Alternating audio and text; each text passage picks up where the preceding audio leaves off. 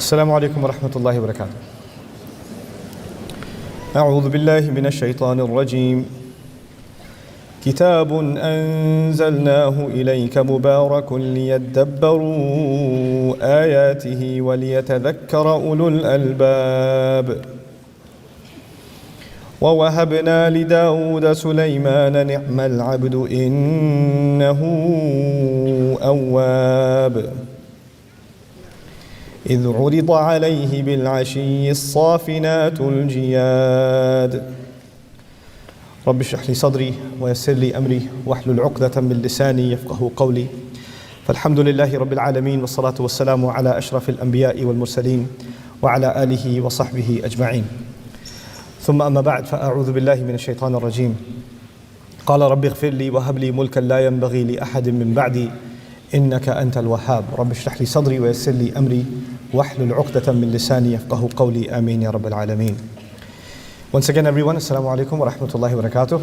This is our final session for Amazed by the Quran, and I'm hoping that Allah Azza wa Jal accepts this effort from all of us and all of you for attending, and that Allah Azza wa Jal increases our relationship with the Book of Allah and brings us closer and closer to Him, and accepts this in every second that we've spent here as an act of worship and service to Him. What I want to share with you in this session, inshallah, is a dua of Suleiman alayhi salam that stands very unique in the Quran, because at first glance it seems like he's asking for something very materialistic. Of course, you know that we ask Allah Azza wa Jalla, رَبَّنَا آتِنَا فِي الدُّنْيَا حَسَنَةً وَفِي الْآخِرَةِ حَسَنَةً وَقِنَا عَذَابَ النَّارِ. We ask Allah for good in this world and good in the next. When we say رَبَّنَا آتِنَا فِي الدُّنْيا حَسَنَةً وَفِي الْآخِرَةِ حَسَنَةً. In this particular dua, he says, قَالَ رَبِّ اغْفِرْ لِي. He said, Master, forgive me. وَهَبْ لِي مُلْكًا. And grant me, give me the gift of kingdom. لَا يَنْبَغِي لِأَحَدٍ مِّن بَعْدِي. That is not befitting anyone that comes after me. Give me a kind of kingdom that nobody should have after me, roughly speaking. And then إِنَّكَ أَنْتَ الْوَهَّابِ. You're the one who repeatedly gives grand gifts. So now, in this dua, it's a very interesting dua. It's like he's asking Allah, Ya Allah, give me stuff, kingdom, that nobody after me will ever have. Now that seems extremely materialistic. And it seems very unbecoming of, the kinds of du'as you read from prophets. And so this is something that really has to be tackled and really understood at its core. And I struggled with understanding this dua for some time, because I was very moved by this dua and very inspired by this dua. And I had a lot of crazy thoughts about this dua, but I needed to validate them by studying and seeing if there's anybody in Islamic history that had the crazy thoughts that I did too. And quite a few mufassirun actually wrote similar things that were already on my mind, and when I got to discuss it with some of my teachers and mentors, they came to some very similar conclusions. But in order to understand this dua, the first thing to understand is where it's placed. And that's why the first session of this day that I had the opportunity to cover with you, I gave you a structural overview of Surah Sad, in which one of its sections, the third section, was dedicated to legacies of prophets. But it's not just talking about prophets, it's specifically talking to prophets as an inspiration to Rasulullah sallallahu alaihi wasallam, number one. And number two, in the context of people that refuse to remember Allah. Because one of the anchors in this surah that keeps coming back is remembering Allah. You remember what Quran, the dhikr, right? And the Prophet ﷺ is now going to be given role models, not only ones who remembered Allah throughout everything, in every circumstance, but also ones that are going to be an inspiration for him on how to remind others of Allah. Now when we talk about this abstract concept of remembering Allah, this is where I want to begin. What does it mean to remember Allah or to engage in remembrance? One of the things I alluded to in my previous talk was remembrance is not just limited to remembrance of Allah. It's also remembering the right thing to do. Remembering our role models, remembering their struggles, taking inspiration from them, remembering the gifts of Allah. It's not, remembering what the gifts of people that have done to us, like remembering the favors of your mom when you're about to get angry at her. Just remembering the right thing at the right time. This is also a kind of dhikr. So the Quran is not just dhikr of Allah, it's also dhikr through that of other things that you're going to need. Reminders that you and I need constantly of different kinds of things. Now, having said that, usually when you and I think of dhikr, we think of somebody sitting and doing the adhkar, they're reciting either tasbih or they're reciting Quran and they're praying. They're engaged in some kind of worship. And this is the context in which you and I think about dhikr. And we're going to broaden our horizon in this session. We're going to think about dhikr in much more broader terms as inspired by these ayat of the Qur'an. This is now going to start with the story of Suleiman alayhi salam, which, by the way, interestingly enough, comes right after the following ayah. Kitabun anzalnahu ilayka mubarakun liyadabbaru ayatihi. A book that we have sent down to you that is full of continual and increasing blessings. It keeps on giving you more and more and more and more. The idea of the kitab being mubarak is that when we recite the Qur'an and ponder over the Qur'an, it is actually going to give us more benefits, and it will open up more doors of its wisdom than it did the last time you read it. Hence, لِيَدَّبَّرُوا آيَاتِهِ, so they continually reflect and ponder deeply into its ayat. In other words, the process of reflecting on the Qur'an will never come to an end until the Day of Judgment. Nobody will come along and say, I have extracted everything there was to be extracted from the Qur'an. That is not going to happen. Because it is by definition Mubarak. It continues to give more and more and more than what is expected. So there is no such thing as underestimating the Qur'an. There's never going to be a point in my life where I'll say, that surah, I already studied it. I'm already done with that ayah. I already finished this, this juz or this section or this story in the Qur'an. I already know everything there is to know about it. Never going to happen. There are always going to be things that you and I are going to discover about this book. And this is the humility you and I have to have towards the Qur'an. This is ya'lu wa la yu'la alayh. It supersedes, it's not superseded upon. It imposes, it's not imposed upon. And we have to bring, you have to bring that attitude to the Qur'an. It's not like any other book. You can master other books.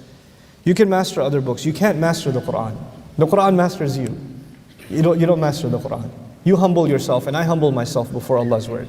So now with this introduction, which is about the Qur'an itself, he says, لِيَدَّبَّرُوا آيَاتِهِ, so they reflect, ponder deeply into his ayat, وَلِيَتَذَكَّرَ أُولُو الْأَلْبَابِ, and people of sound minds, people who deeply like to think, that they make an effort to really remember. This is the introductory ayah before we get into the story of Suleiman alayhi salam, who's the son of who? You remember from the last time?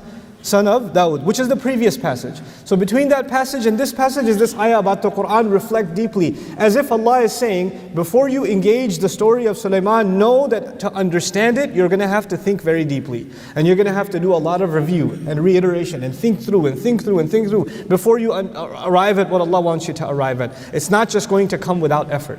وَلِيَتَذَكَّرَ أُولُو الْأَلْبَابِ لِيَدَّبَّرُوا آيَاتِهِ. These are not easy things. Reflection doesn't just happen when you're just sitting there and just reciting casually.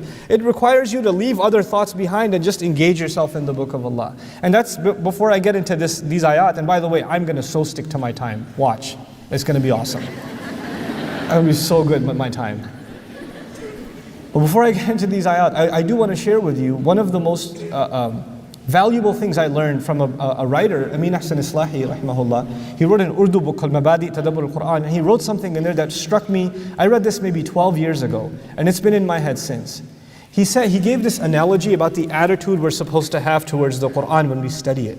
And the analogy he gave is, if I were to tell you that I have buried $5 in the backyard, 10 feet deep, here's a shovel.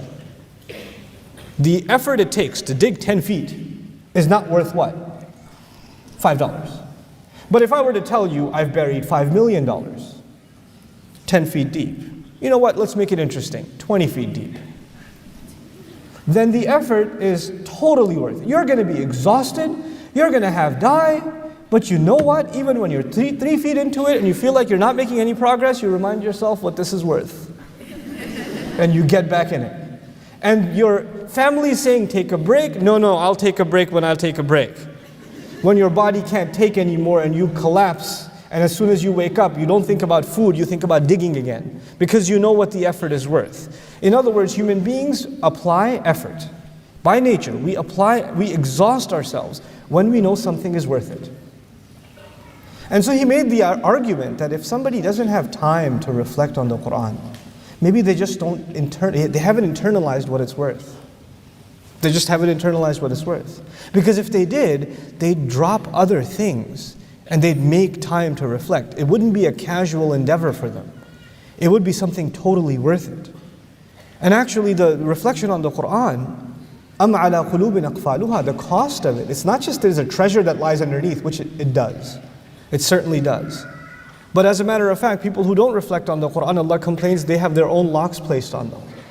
It's a very serious matter, tadabbur in the Quran. It's not a casual thing. It's not something for the scholars to do or for some group of people to do that, the rest of us are off the hook. They can do the reflections for us. As a matter of fact, tadabbur, the idea of pondering over the Quran, learning its meanings, learning the basic meanings, studying a tafsir or something like that, but then your own engagement with the book, your heart and soul engrossed in the word of Allah. That is something Allah wanted for every single human being. This is one of the things that makes our religion beautiful, is that we actually don't have intermediaries between us and Allah. Allah speaks directly to every single believer, right? And He didn't impose on us this artificial hierarchy that, unless you do this, this, this, and this, you cannot engage with the book of Allah. No, He opened this book to all of humanity. As a matter of fact, He invited all of humanity to reflect on it. And unfortunately, we've got a culture in which we confuse learning from reflection, right? There's a bare minimum every Muslim should try and learn. Right? And there's some things, فَاسْأَلُوا أَهْلَ الذِّكْرِ إِن كُنتُمْ لَا تَعْلَمُونَ. If you're in your own reflections, if you don't learn, you can't reflect. So you're on a constant journey to learn. But this unfortunate kind of attitude that until you become a shaykh, you shouldn't even think about the Quran. This is a disservice to the book of Allah. This is not what the intent ever was. There were plenty of people in our history, even from the Sahaba generation, who were not very knowledgeable in the Quran. They knew very little Quran, but whatever little they knew, they pondered over. They reflected over. They constantly mulled over. This is something that deserves our time. And this is not just an intellectual exercise. The Quran makes it very clear. Hearts get locked. It's a spiritual exercise. To ponder over what Allah is saying is a spiritual exercise. And it will open up your heart. Now, having said all of that, وَوَهَبْنَا لِدَاوُدَ سُلَيْمَانَ. We gave the gift to Dawood. We granted him the gift of Suleiman. So Allah is saying by the taqdeem li Dawood, that Dawood especially, given the things that he had done and the way that he had carried himself, and we already learned that he became a better and better judge in the previous passage, even though I didn't go through the whole thing. Allah decides to give him the gift, him in particular, of Suleiman. That's captured in the language of taqdeem. It's brought a little bit earlier. And so from it, the Prophet is being taught, sallallahu alaihi wasallam, that the way he's carrying himself, Allah will make sure that his legacy will be continued. That will carry on. Just like we gave to Dawood, who did we give? Suleiman. Now, about Suleiman alayhi salam, ni'mal abd, what an incredible slave. This is very important, folks. Allah did not say ni'mal nabi, and He doesn't normally praise prophets in this way. It's like a unique praise that Allah gave. Very rarely is this kind of praise given. What an incredible slave. Ni'mal abd. Innahu awwab. And awwab also is actually from a'ib. A'ib is hard to pronounce, but a'ib in Arabic is someone who comes back.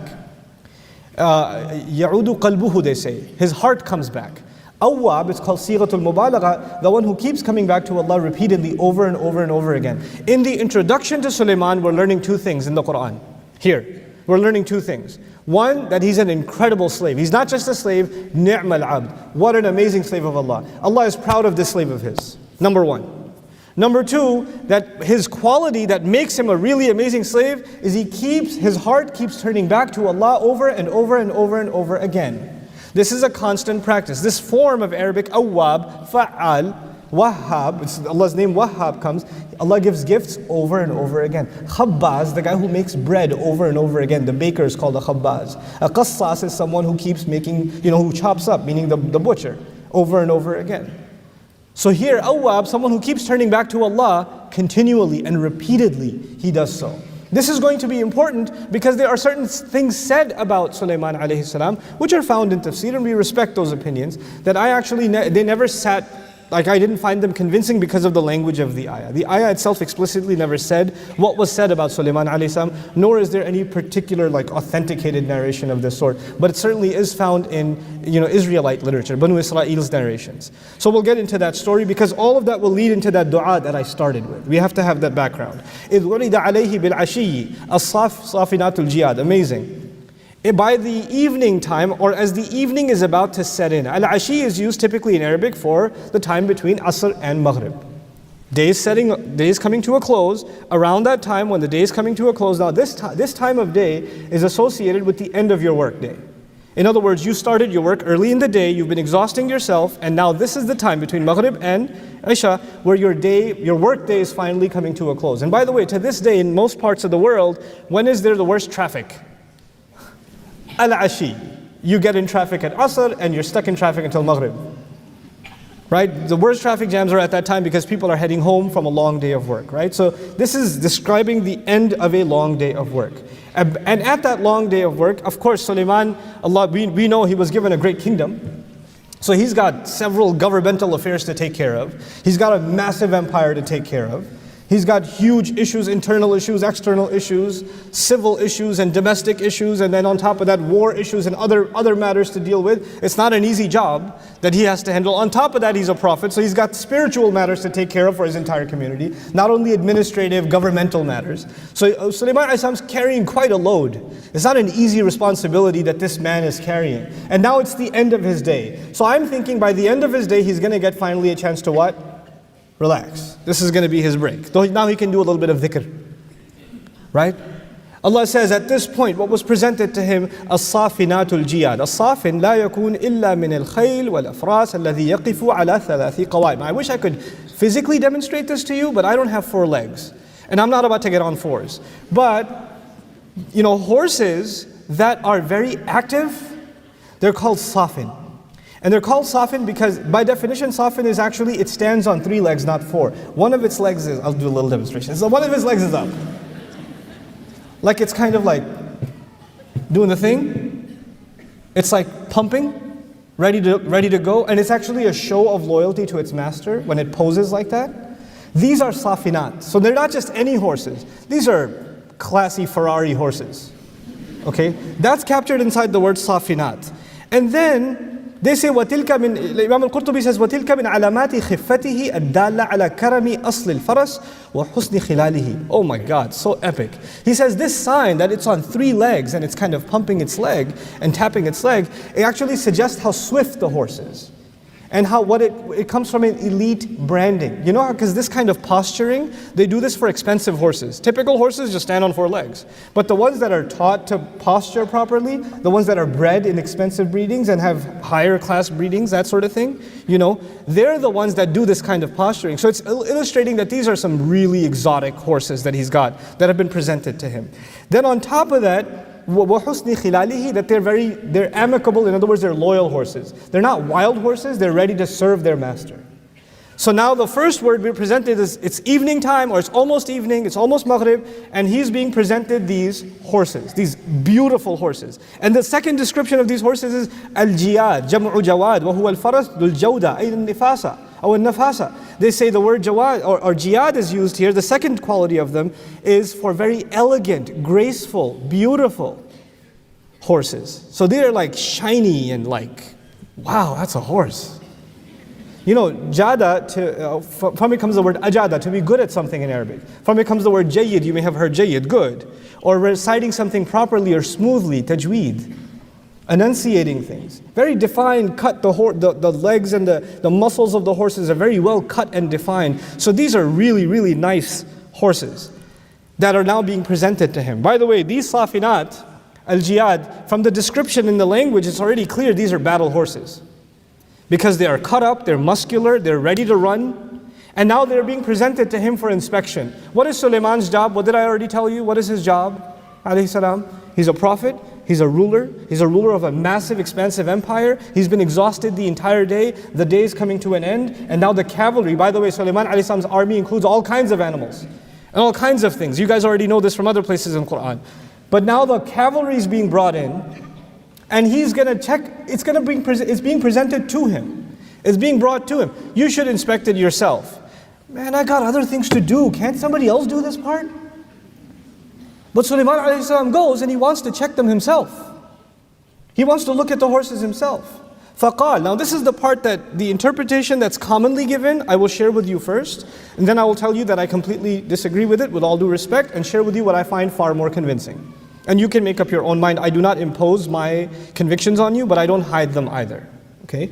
So at the first, let's just see how it's typically translated or understood. فَقَالَ. Therefore, when he saw the horses, he said, إِنِّي أَحْبَبْتُ حُبَّ الْخَيْرِ. That I certainly have fallen in love with the love of good. And the good is used in Arabic many times for horses. Like the ultimate good for the Arabs was horses. Right? So the language here in the Quran suggesting that when he sees these epic, glamorous horses, he says, I have fallen in love with the love of good. It's almost like this king who's got a car lot full of Ferraris and all of them ring, And he's like, yeah, I love this good stuff. I love my horsepower. You know? عَنْ ذِكْرِ رَبِّي. But out of love of this good of mine, he's checking on the horses, this love has taken me away from mentioning or remembering my master. So the story goes, that's attributed here, is that he was taking care of his horses. And he was so busy with these horses that, and what time was it, by the way? I forget. It's Asr time, and you're taking care of the horses. Before you know it, what shows up? Maghrib shows up. He doesn't even realize he's still in the barn taking care of the horses. Maghrib passes. He looks outside. Salat time is over. And he says, my love of good kept me from remembering my master. So he missed Salah. That's the interpretation, one of the interpretations offered for this. حَتَّى تَوَارَتْ بِالْحِجَابِ, until it disappeared into the unseen, and behind the barrier. Which barrier here suggests, some say it disappeared behind the barrier means the sun disappeared behind the barrier of the horizon. Okay? And it being feminine tawarat, so which means Maghrib came and went. Right? Does the Quran say the sun disappeared? No, it says it disappeared. That's what it says, it disappeared. So now when he experienced this, he got upset. And he said, Rudduha alayya. Bring them back to me. Bring the horses back to me. And it could be that he did this as an act of tawbah, because now he feels that he's missed a salah, so he has to give some kind of kafara. Some even say that, in previous nations, when you missed a prayer or when you did a sin of any kind, like a shortcoming, then the way to make up for it is to sacrifice. Right? So he called the horses back. فَتَفِقَ مَسْحًا بِالسُّوقِ وَالْأَعْنَاقِ. So he started, tafiqa means to begin to, he began to pass over them. Mash, you guys know mash, like mash over socks and mash over the hands and things like that, or over the head, mash over the head. So he starts passing over them, over bisuq, over their legs, or the thigh muscles, and al-a'naq, and the necks. He starts passing over them. So some add the interpretation here that what it means by passing over them is he took a knife and he passed it over them. He went and he chopped them legs and he cut those necks. So he basically slaughtered those animals. And then the discussion follows in much tafsir that he slaughtered them as an act of sadaqah. Of course, when you slaughter these animals, you're going to give them in charity and so on and so forth, right? So that's what he's going to do. Now, before we go any further, I'll share with you why I disagree with this. And these were my own thoughts until I read Razi, and it was almost entirely echoed. Razi mentions all the opinions and mentions at the end what he thinks, and I find it highly convincing because I was already kind of convinced of it. So here's what it is. First and foremost, the Prophet ﷺ is being given role models in remembering, because this surah's theme altogether is remembering. So it defies the idea that Allah's Messenger ﷺ is going to be given a role model who himself forgot what? The prayer. That's the first problem here. The second problem here seems to be that this messenger is from the legacy of Dawood alayhi salam. And Dawood alayhi salam, we know, was someone who kept coming back to Allah, making tawbah himself. That's already been described. And he's a continuation of that legacy, so he's been trained well by his father. And so Allah says, we gave him the legacy was carried on by the son. Why would this doesn't seem like a very good carrying on of the legacy if the prayer was missed over something like what? Horses. A bigger problem Razi even mentions is, later on, Suleiman will be given even a bigger kingdom. Not just horses. Allah will give him the wind. Allah will give him jinns that can dive deep into the oceans. Allah will give him all kinds of resources that are way beyond the resources that are what? Horses. So if the horses were enough to distract him, then there should be far more distraction now. You understand? Like that, it won't add up. But then there's another problem. It's simply solved. He says, actually, the word an dhikri rabbi, I have fallen in love with the love of good. Here's where things get really, to me, inspirational.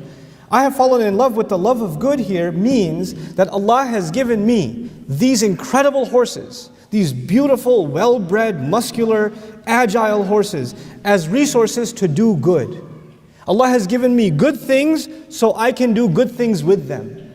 So khair actually in the Arabic language and in the Quran suggests two things. It suggests good material things, and it actually also means good deeds. Khair is used for good things and good deeds. Now there's a duality of meaning. I love to do good deeds, but in order to do more good deeds, you need more good material resources. I'll give you a personal example. I've been teaching Arabic for a very long time. When I didn't have the resources, I was teaching it in my living room. And there were a few of my friends from the neighborhood used to come, and I used to teach them on a dry erase board. It was good.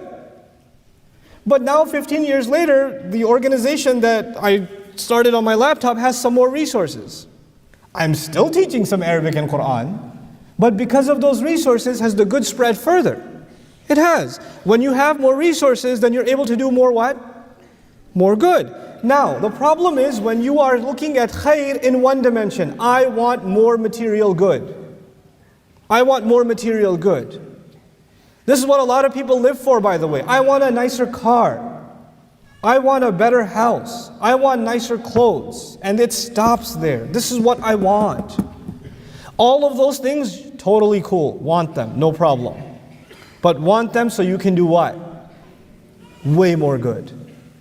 Want them so you can do, there's a bigger good at play here. When he is checking on these horses, by the way, he's actually preparing a cavalry that will take on the charge of defending the lands of the believers, taking on the violent aggressors, doing Allah's task, fi sabilillah. In other words, these horses and taking care of these horses, which seems like a material task, is actually inspired by him wanting to do good for the sake of Allah. So the word an here is, I love taking care of this good stuff, inspired by the remembrance of my master. It doesn't take me away from remembering Allah, it actually reminds me more of remembering Allah. Allah has changed our view of accessing material good in the world in this ayah. You do not have to be afraid of the material. You have to put it to work. You don't work for it, it works for you. A lot of people work for money. A lot of people work for wealth. But no, wealth should work for us. Wealth should be used for us. Some people came and asked me, Allah has given me different trials in life. Everybody has weaknesses. But I'll tell you one thing that Allah gave me as a gift, was like fame is not a weakness for me. Alhamdulillah, I have many other weaknesses. Ask my parents. They'll tell you, there's a long list. It's really long. My mom could write a book on it. But fame is not one of them. I'm the same guy as I was when I was in the living room teaching on a dry erase board. I'm practically the same guy. And it's problematic sometimes because I'm abrupt and weird, and people see me on YouTube and they think there's this spiritual person or something. I don't know what video you've seen that came across as spiritual, because I virtually make a fool of myself every other video, so I don't know, somebody's cutting those fun parts out or something. And they come and they want me to pat their children's heads and take a blessed selfie so their phone doesn't crack or something. I don't know, but I just am who I am. I make silly jokes and, and say, I'm so disappointed. Welcome to the club. But the reason I'm bringing this up is fame, to me, is actually is not something you work for, it's something that works for you. And in this case, it should work for the deen. Like if Allah has given me fame, I should put it to work for khair. Use it to do something good. It's not a goal, it's a means to a much bigger goal, the khair itself. These horses are not the goal. They may be beautiful. Horses are beautiful. And they were defined with a lot of beauty. It's not like they're ugly horses. They're really nice horses, Porsche horses. They're really nice horses. But he sees in them a means to a much bigger end. And all of that is inspired by the fact that Allah sometimes gives you and me talent, ability, money, opportunity, investment. He gives us these things. He gives us strengths. He gives us creativity. And that creativity is supposed to be used for something much bigger. This is what Suleiman alayhi salam sees. And so he says, I love taking care of these horses, inspired by the fact that using them, I will be remembering my Rabb. And when he's going to do that, عَنْ ذِكْرِ رَبِّي حَتَّى تَوَارَتْ بِالْحِجَابِ, the interpretation there changes again, until they disappeared into the unseen. In other words, he said to the horses, mush, march. And because horses are tested by what? Making them run. So he gets the horses to run off. And he sees them way out disappear. And tawarat, the tafa'ul pattern suggests, and that's why the sun is also lesser likely, because tawarrat would have been the word. Tawara is when two or more parties are involved. So horses are racing each other, and together they're disappearing out into the horizon. And the evening time is coming. So the horses have gone off. It's like a race. And as they've gone off, he says, bring them back. I want to see which one of them is tired, which one of them is doing well. رُدُّوهَا عَلَيَّ. Bring them back to me. فَاتَّفِقَ مَسْحًا. Then he starts, now how do you check on a horse? I mean, I don't know much about horses. But we do have a few barns near where I live, because I live in Texas and really have barns. And gun stores. We have gun stores. It's amazing. You know, I don't go to a gun store looking the way I do, but anyway, so I already got Abdul Nasser going to mountains to deliver supplies. Like, not going to a gun store anytime soon. Anyway, so now he brings the horses back. You know what, you pat them on the neck, right? This is the a'naq. And you kind of pat their legs, and you rub their legs, because the legs are the ones that get tired, they do all the work. This is someone who checks on horses, knows the horses, that's what they do. So he starts patting them on their legs and their neck. He's literally taking care of these horses. Allah is teaching us, when Allah gives you resources, Allah gives you good stuff, you should what? Take care of it. Take care of it. Because you're going to use this to spread Allah's word. You're going to use this to serve this deen. Whatever resources Allah has given you, you take care of them. If you do all of your da'wah on your iPad, keep it clean. Because that's what you do use it for Allah's work. If Allah has given you the ability to speak, to maybe teach, maybe you teach some friends in college, maybe you teach some people at home, dress your best. Because you have to be your best when you do Allah's work. Allah didn't give him broken down old horses, like Buick horses. He gave him Ferrari horses. And he took care of them. And he checked on them. Now here's the other part of this. I already started by telling you he's a king, he's a ruler, he's a prophet, he's got a massive expansive empire, he's got internal and external issues to deal with. The kingdom of Suleiman is a very complex problem. So this should be a micro task that is not befitting him. He should get some servant to do this for him. Just make sure it gets done, isn't it? But he realizes something. No matter how big he gets, there are some things that he just still wants to have his hands directly on. He doesn't want to lose sight of who he is. And he doesn't want to lose sight of the fact that no task is insignificant. He wants to leave himself as a role model for his followers because he's also a prophet. And for a prophet, serving Allah is never beneath him. You know, it's like the CEO saying, that's the secretary's job, I'm not going to do that. No. Or the imam saying, that's the janitor's job, vacuuming the masjid. I'm not going to do that. That's beneath me. My job is to give the khutbah and I'm going to leave. I got the VIP tasks, you got the lower end tasks, right? In this ayah, what we're learning is that Suleiman a.s., given the status that Allah had given him, he did not actually make a distinction between the smallest of tasks and the biggest of them. You learned this about Suleiman a.s. on multiple occasions. You know how big his army is, right? And it's got birds, it's got, and birds, if you've ever seen birds flock, they're countless, literally countless. And you find another place in the Quran, he sees the flock of birds, thousands in number, of different species. He says, Mali la ara al-hudud. I don't see hudud. He knows the bird by name. How does he know this bird by name? And how does he know this one bird is missing? Do you understand how meticulous his leadership is? That he checked on this one bird that came late? One bird. I teach class. I used to have 60 students. For 9 months I had 60 students. By the time you're done with 3 months, you know every one of them. You know where they sit. You know who's absent and not absent, but you know some of them. You only recognize them because they ask dumb questions. They ask questions from 2 days ago. I have a question. So when you're expecting it about 7 minutes into the class, you're going to get, I have a question. And you don't get it, then you say, hey, where's Bilal? You only notice them after you had an expectation. But Suleiman's, his insight, his view of his flock, his followers, it's incredible.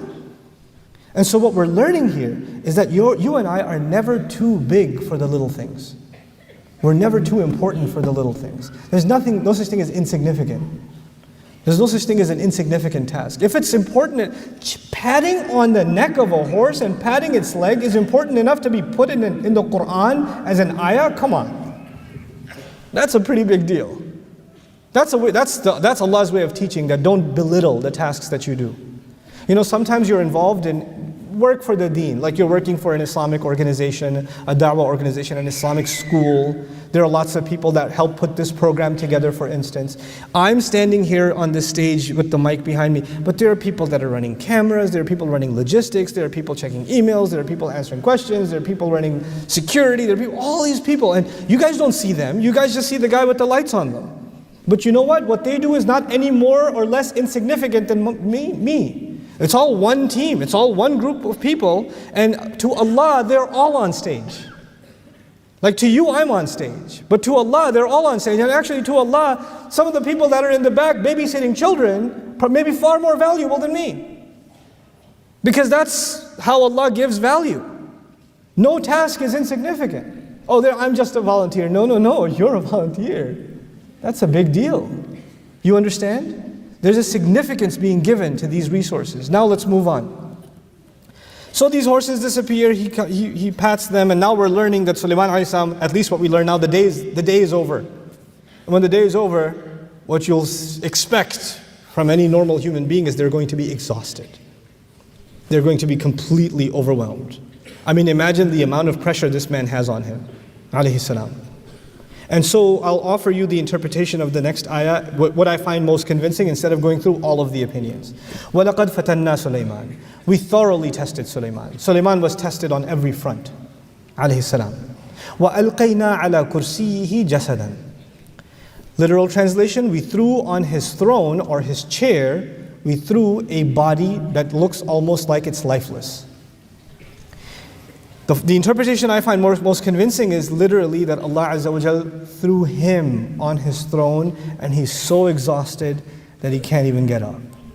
He's so burnt out by the work that he has to do. Allah has given him an incredible amount of resources, and he's so enthusiastic about taking care of the smallest task to the biggest task, and that's just humanly really difficult to pull off.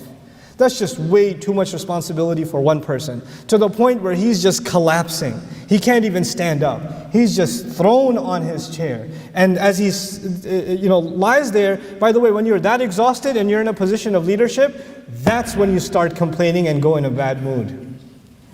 I'm so tired. I don't have any good help. Nobody even helps with the horses. I've got this front over here, I've got a civil war going on over there, I've got this general who's got this problem, I've got this, got that. And nobody's taking care of business. Instead of complaining, what does he do? He's on this chair, ثُمَّ أَنَابَ, then he repented. He came back to Allah. You know, this is the difference between decent people and indecent people. You have to understand this lesson before we go on. Because this is all working up to that du'a, that one du'a that I want to get to. What is the difference between decent people and indecent people? I'll tell you the example of decent students and indecent students. That's my favorite way to do this. A decent student and an indecent student both take the same test. They both fail. They both failed. The decent student comes up and says, Ustaz, I should have done my homework. I should have been reviewing from a week. I had these questions and I got lazy and I didn't ask and I didn't seek the extra help and I crammed and I tried to study 2 hours before the exam, and that's why I failed. The indecent student comes up and says, this curriculum is very complicated. Also, the hours are very inconvenient. I mean, my fajr starts at 9 a.m., and you guys start at 8 a.m., which is like the Hajj time. Also, where I'm sitting in the class is very inconvenient because there's a really skinny guy on this side, a really fat guy on this side, and it's just awkward for me. And it's Texas, it's really hot. And also, Ustad, sometimes you're really boring. And that's why I can't pay attention. And also. They both failed. One of them comes forward and says what? It was my fault. The other one comes forward and says what? It's the entire universe's fault. The only one not at fault is me. Everything else was wrong. You understand? Now I'll give you another example of decent and indecent people to understand this. You did your very best. You did your very best. You put every ounce of effort in, for example, putting a program together. Right? You did the advertising, you did the marketing, you did the logistics, you did the paperwork, you did this, you did every dot was every T was crossed, every I was dotted, every single detail was taken care of, and yet the program got canceled.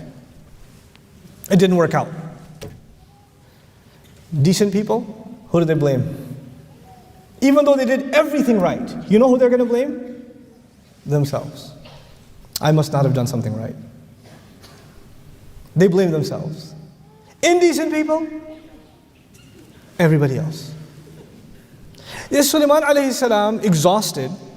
And if he's exhausted, he's thinking, if I'm so exhausted, I won't be able to do other work.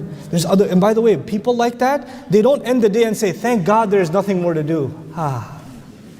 People like that, when they lie down in bed or sit back on their chair, what are they thinking about?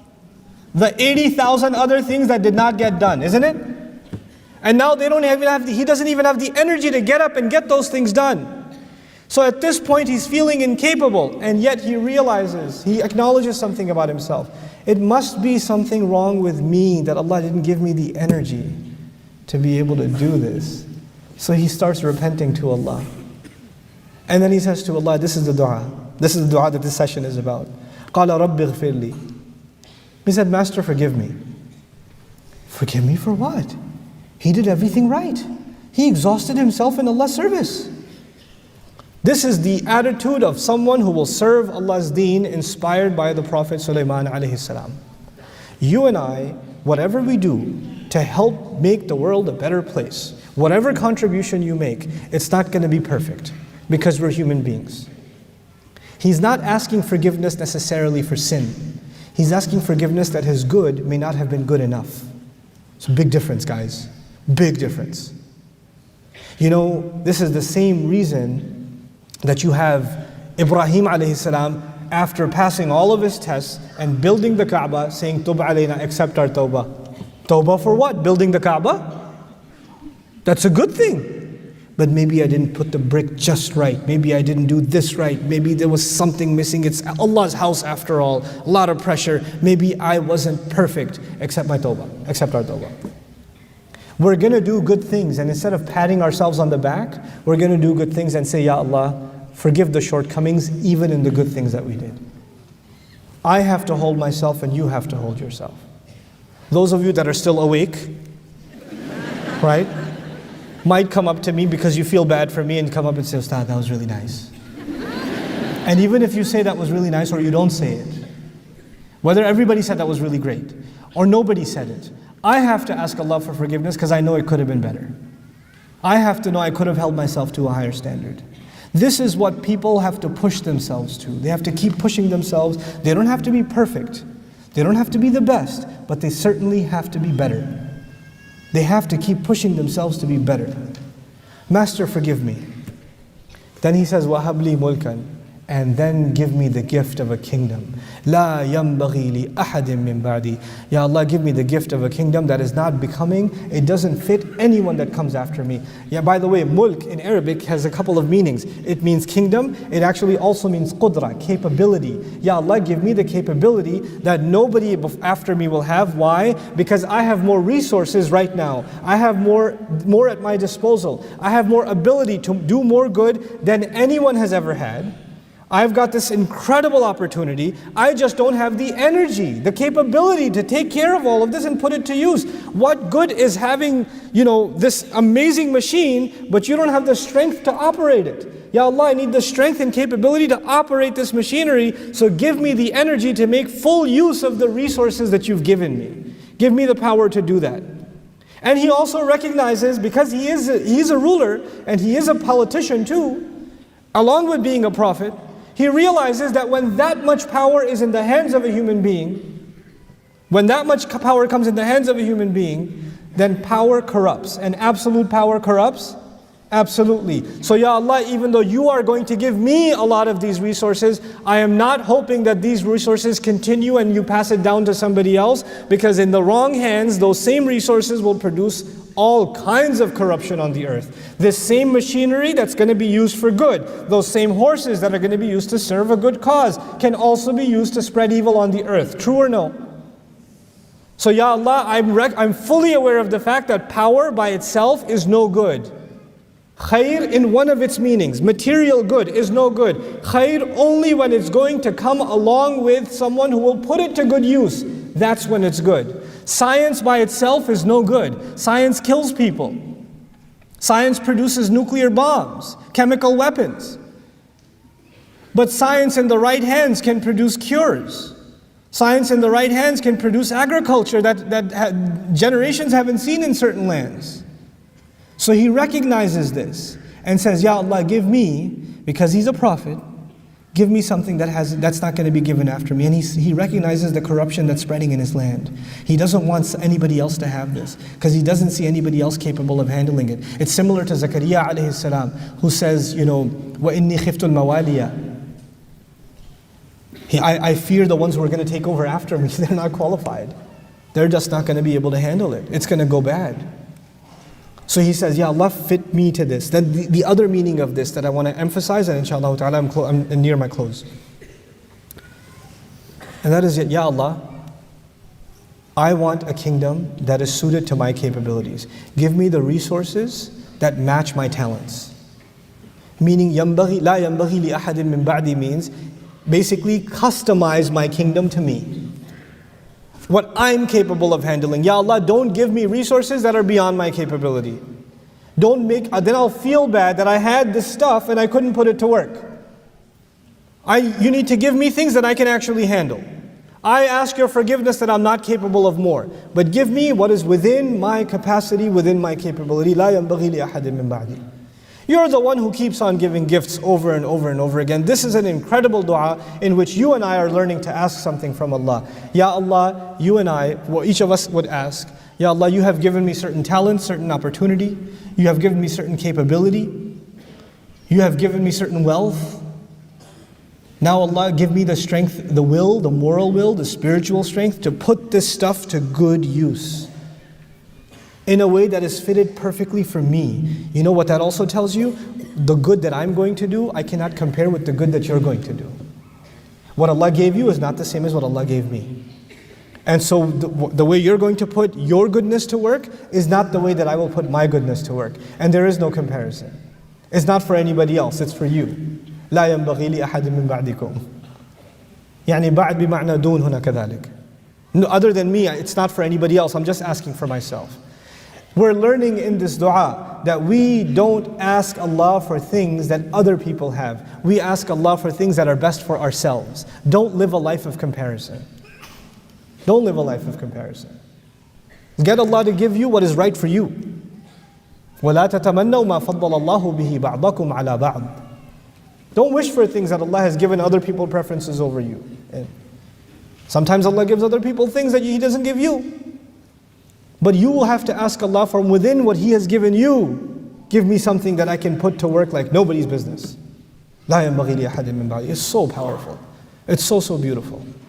In this incredible passage, we're learning to break something. I don't like this attitude at all. I think it's poisonous. The poisonous thing is, I don't want dunya, I just want deen. Where did you get this idea? I don't want dunya, I just want deen. And what does that even mean? Well, I just want to do something for the akhirah. I just want to pray. When he was doing dhikr, what was his dhikr? Patting on horses and watching them race. That was a spiritual exercise for him, was it not? What are we learning? We're learning that engaging in this world and excelling in this world for the right reasons is deen. Engaging in this world. One of the most inspirational places in the Quran that I can't get over is even the ayah of dain, the ayah of loans, the longest ayah in the Quran, business transactions. Business transactions. You don't get more materialistic than business transactions, people. And yet the guy who knows how to write the loan contract, فَلْيَكْتُبْ مِمَّا عَلَّمَهُ اللَّهُ. He should write based on what Allah taught him. Allah didn't teach him. He learned how to write business contracts from the people who taught him how to write business contracts. And it's not a spiritual education. It's an education in finance and accounting. And Allah calls it, Allah taught him. The same verbiage that's used for Allah teaching the Quran. مِمَّا عَلَّمَهُ اللَّهُ فَلْيَكْتُبْ. He gave nobility to even someone who learned business transactions. as something spiritual if it's done for the right reasons. We don't separate worldly life from spiritual life in this Islam. We don't. We submit our worldly life to a higher goal. We excel in this worldly life for a higher goal. Your career should mean something more than just putting food on your table. Your educational aspirations, the young people that are sitting here. What is your life going to be worth? What do you want to do with your life? Oh, I like photography. Why do you like photography? What are you going to do with photography? You can like photography, but have a vision, have a purpose. That is khair. I kind of like it. Not good enough. Give me something real. Produce something. Have a vision for something. Ask Allah to give you capability to actualize your strength, your talents. And so, having said this, I want to tell you what Allah did for him. He says, فَسَخَّرْنَا لَهُ الرِّيحَ. We subdued the wind for him. تَجْرِي بِأَمْرِهِ. That flows whenever he commands. He tells the wind to flow, it flows. رُخَاءً. Softly and swiftly. حَيْثُ أَصَابَ. Whichever specific direction he wants it to go. Not only does he have an army, he also has a navy. When you have a navy, you have these major ships. And back then they don't have engines. So how does the ship sail? With the sails, right? And if the wind is going in the wrong direction, it's much harder to sail. He can actually tell the wind, 45 degrees, due north. And it's going to go exactly where it wants him to go. And then he reaches a point where they want to fish. And the waters are turbulent, because of the wind. He can just tell the wind to what? Stop, we're parking here. And he can turn the middle of the ocean into a parking lot. And now the ships stop calmly because the winds have stopped. And when he does this, Allah says, not only did I give him power over the wind, وَالشَّيَاطِينَ, devils, not jinn. He used shayateen, meaning evil jinns that otherwise would have been rebellious against him. He gave him power over shayateen that he could take them out in the middle of the ocean and then make them dive for him and collect pearls and whatever treasures from the bottom of the ocean. And of course it's convenient for him to send them down there because the ships are parked up there. That's already been captured in the wind. So, بَنَّاءٍ وَغَوَّاسٍ كُلَّ بَنَّاءٍ وَغَوَّاسٍ. All kinds of construction is being done because of these jinn resources. And they're diving deep and finding all kinds of treasures. وَآخَرِينَ, and by the way, some jinns didn't want to cooperate, and the other ones, مُقَرَّنِينَ فِي الْأَصْفَادِ. They're chained up. So anybody who doesn't want to play ball with Suleiman alayhi salam gets locked up. He's got all kinds of resources. And then Allah describes at the end of it all, هَذَا عَطَاؤُنَا. This is our gift. This is our grant. فَمْنُن. Give it to whoever you want. Use it freely. Don't be cheap with it. Now we're learning that when Allah gives you resources, you don't hold them back and say, no, we need to conserve it for the next 10 years. فَمْنُن. Give, grant. When you see an opportunity to do good, invest in people, invest in resources, invest in institutions. We keep thinking about saving. Allah says, no, you need to think about spending. I'm giving you, you spend. Oh, I'm sick. Or you can hold back too, if you want. If you see that there's something you spent in, and you invested in, it's not producing as much good as you thought, pull back and invest in something else. Put the resources in something else. Put the manpower in something else. You decide what works and what doesn't work. And by the way, in this Allah is telling us that sometimes we will invest ourselves in something and it will be successful. Other times we will learn that it wasn't successful, and that's okay. You have to invest in something else then. You don't give up. Well, I tried before and I failed. So what? Give. And then hold back sometimes. بِغَيْرِ حِسَابٍ. But don't audit yourself. In other words, don't hold back and say, oh, I don't know, I've done enough, I think. No, there's never enough. You keep going. And when we have this attitude, if Allah can submit the winds and the ocean and the shayateen for Suleiman alayhi salam, I'm telling you, Allah gives resources beyond your imagination. Resources are not a problem for Allah. Wealth and resources and capability, physical capability, will never be a problem for this ummah. It will never, ever be a problem for this ummah. The only problem for this ummah will be its willpower to do the right thing. That's the only problem that's going to be there. One half of khair One meaning of khair is the material good. The other meaning of khair is the goodwill and the good deeds. That's where the problem lies for this ummah. Our intention to do good. Our will and our drive to do good. When you have that, you watch the wealth and the resources just come. It'll just come. Because you didn't want it. You wanted the good. That was just a stepping stone to get to the good. That's all it was. And when Allah sees that in you, He opens the doors of rizq. وَإِنَّ لَهُ عِنْدَنَا لَزُلْفَى وَحُسْنَ مَآبٍ. Oh, and He has a very beautiful place with us. You know, He has this beautiful, by the way, if you look at Suleiman alayhi salam only in the worldly sense, if you know nothing about his spiritual life, you know nothing about him being a prophet, and you just look at him, somebody walks by and sees him, he sees a magnificent king with gorgeous horses and an endless navy and like ridiculous looking, scary looking things, I think they're jinn or something, you know, birds. He sees a person who has the best of worldly life. Wouldn't you see that? And you know what we think sometimes? We think if you have the best worldly life, you won't have the good akhirah. If you have good things in this life, probably chances are you won't get good things in akhirah. Akhirah is for poor people. You know? And this concept is corrupted. Akhirah is for people who don't have dunya in their heart. It has nothing to do with what you have in your hand. There are some people who have no worldly gains in their hand, but world materialism is seeped inside their heart. Even if they're completely bankrupt, they are still people of dunya. And then there are people who are trillionaires, billionaires. But they have no ounce of it where? In their heart. In their heart is just desire to do more good. That's all there's there. That's all they care about. And those people are people of akhirah. They can have the best of this life and the next because they don't care for the best of this life. That was just a means to an end. That's all it was for them. And so this is the grant of Allah, and He will have a husna ma'ab, and much more beautiful a place to go back to after all of that. Allah Azza wa Jal mentions this. I leave you with the following. This surah and the sequencing of it, I talked to you about before, but the sequencing of prophets also. Immediately followed after this is Ayyub alayhi salam. Ayyub alayhi salam is almost exactly the opposite of Suleiman alayhi salam.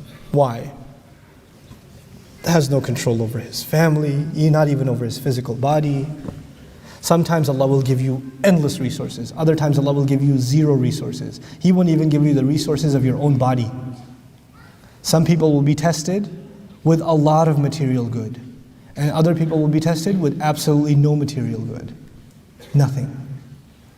And yet both of them, look at the language of Allah Azza wa Jal. By the end when Allah describes it, وَإِنَّهُ عِنْدَنَا لَزُلْفَى وَحُسْنَ مَآبٍ. He also has great status with us.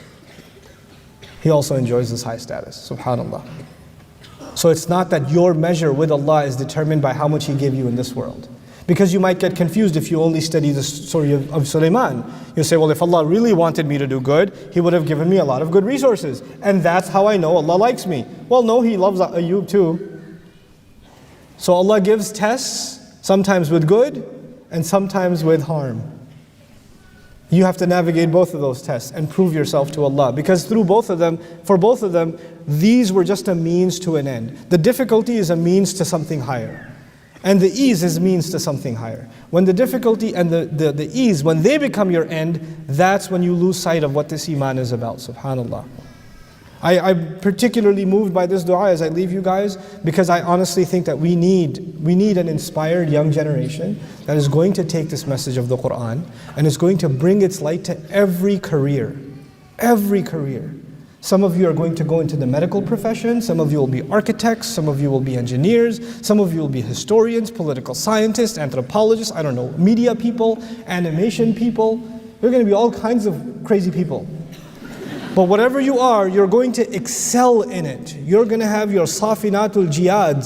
You're going to have your Ferrari horses ready to run in every one of those fields. And you're going to do them because you have a higher purpose. You want that career to mean something more than just money. You want it to mean something much, much bigger. And you want to show the excellence of Islam and the fact that you can live a life of dhikr no matter what career you do, no matter what path you take. You will still live a life of dhikr. And you will not forget Allah Azza wa Jalla. And you will exhaust your resources until they depart into the sunset, and still you'll want to give more and more and more. And even if you do hit a setback, it won't stop you from giving. You will make smart decisions, you'll learn from your mistakes, and you'll keep on moving forward. This is what the Ummah needs right now. This is what it needs. And this was the inspiration given to Rasulullah sallallahu alaihi wasallam, that whatever resources are at your disposal, more or less, you work with them and you exhaust them to their maximum. You put them to work. Famous ayah, لا يكلف الله نفسا إلا وسعها. Just that one part. لا يكلف الله نفسا إلا وسعها. Simply translated, Allah does not burden anyone except to their capacity. Allah does not burden anyone except to their capacity. Except, the problem linguistically is that would have been if the ayah was لا يكلف الله نفسا إلا بوسعها. If the ba was there, I would have no problem translating Allah does not burden a person except to their capacity. By removing the ba, what Allah did is a kind of tawassu', which means something drastically different and powerful. What it means then is Allah does not test or does not burden a person except with their own potential. Listen to what I'm saying again. Allah does not burden a person except with their own what? Potential. Wait a second. That means I got an 80 on a test, but I had the potential to get 100. Allah will ask me what?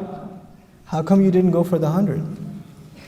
Just because you were good, it was good enough to get by. Mediocrity, you were just getting by and that was good enough. No, Allah will test you with your excellence, with the maximum potential you have. You and I will have to constantly ask ourselves, what more could I accomplish? What more could I accomplish? What more could I accomplish? And the only thing you're going to have to fear is your own, your delusional fear that you're not capable. You are capable. You are capable. Allah burdened you with capability. Allah burdened you with amazing potential. And you're going to keep pushing that potential over and over and over again, testing it. Because until you test it, you don't know what your potential is. You just don't know. I push myself. You have to push yourself. You have to put milestones on yourself. My next target is I want to know Hebrew in a year. I want to know it. I'm going to study it. Because I want to do some research into the Bible, the Hebrew Bible. For myself. I mean, I could just go ask a rabbi, but I want to sit with the rabbi, show him the verse in the Hebrew Bible and say, hey, translate this. Because I got my own translation. What you got? I don't know if I can do it, but I'm going to push my potential. Set goals for yourself. And push yourself. Not luxuriously. Hard goals for yourself.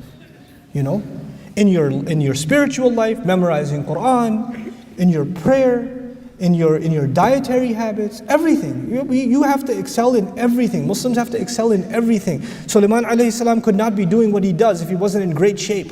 If he was eating rice and oily food all day, he would not be taking care of battle horses. If he wasn't doing exercise and staying fit, you don't do what he does. You don't do what the prophets do if they're not in great shape. Physically, spiritually, intellectually, we have to push ourselves on every front. That's part of what Allah expects from us. That's what I want to see in this generation, inshallah ta'ala. There's people that just, other human beings look at them and say, wow, they're good at everything. These guys are just good at everything. I want to be like them. May Allah Azza wa Jal inspire all of us to excel in everything that we do, based on His beautiful book. May Allah Azza wa Jal continue to grow us in our love and admiration and our understanding of this book. I'd like to thank all of you for your participation. I want to give a special round of applause to the organizers of this program that helped us. I don't know if they want to be named, but I really want to thank them and make dua for them.